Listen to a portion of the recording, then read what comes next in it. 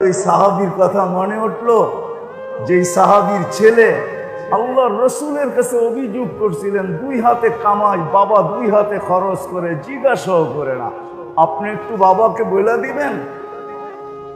তা আল্লাহর রসুল বাবাকে ডাইকা পাঠাইছেন, যে ডাকার জন্য গেছে তাকে জিজ্ঞেস করছে, অবেলা ডাকলো, তা তো বলতে পারবো না।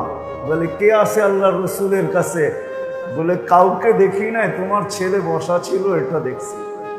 তো বাপের মন গাইতে ছিল যে হয়তো ছেলে কোনো অভিযোগ করছে।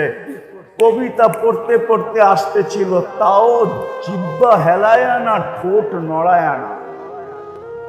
মনে মনে জিবরিল আলাইহিস সালাম এসে বইলা দিতেছে, আসতেছে, কবিতা মনে মনে পড়তে পড়তে সালাম দিবে আপনাকে, জবাব দেওয়ার পরে আগে কবিতাগুলা শুনবেন। তো আল্লাহ রসুলকে সালাম দিছে, তো আল্লাহ রসুল জবাব নিয়ে বলছে, কবিতা শোনাও।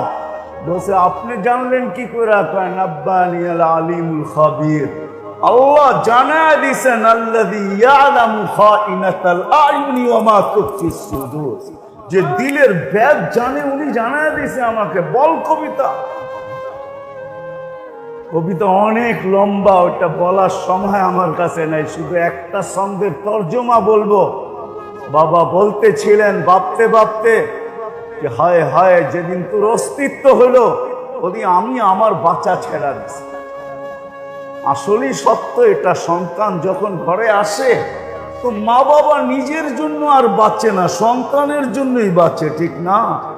রাতটা সন্তানের জন্য, দিনটা সন্তানের জন্য, সকাল সন্তানের জন্য, দুপুর সন্তানের জন্য, বিকালটা সন্তানের জন্য, 24-12টা মাস সন্তানের জন্য, খাওয়া সব কিছু সন্তানের জন্য। বাঁচে তো সন্তানের জন্য, মরতে চায় তো সন্তানের জন্য। তো বাপ বলতেছিল, যেই দিন তোর অস্তিত্ব হইল নিজের বাচ্চা ভুলে গেলাম। হায় হায়, লম্বা কবিতা। তুই আমাকে একজন হিতাকাঙ্ক্ষীও ভাবতে পারতি, বাপ না ভাবলি।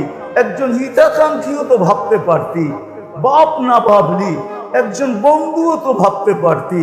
হায় হায়, তুই আমার বিরুদ্ধে রসুলের কাছে অভিযোগ। কোরআন না নাইমা চলে আসে আমার বিরুদ্ধে। তো কবিতা যখন শুনছেন, আল্লাহ রসুল আব্বাকে দেখেন নাই, ঠিক না? আব্বাকে দেখেন নাই, 6 বছর বয়সে মাকে হারায় ফেলছেন। হ্যাঁ, আপনারা তো আম্মা জানের কবর দেখেন নাই। আল্লাহ আমাকে 2বার দেখার তৌফিক দিছে ওই কবর, যার কারণে আমার ভিতরের ফিলিংস, অনুভূতিটাই